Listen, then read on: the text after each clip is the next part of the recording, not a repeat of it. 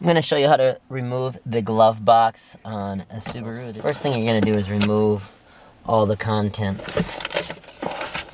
From there, what you're going to do is you're going to come to the right side on the passenger side. And you're going to see this little tab here, and it's gone over, and it goes over this little stopper.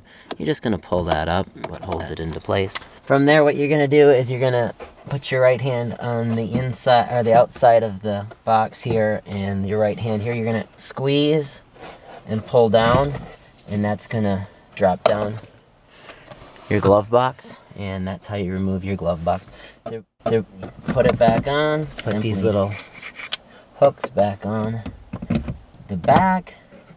You're going to squeeze that in. That will come into place.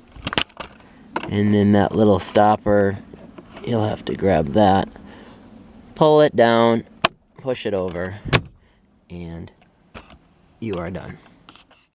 Change your air filter if you need to change your air filter, and this works on a variety of Subarus.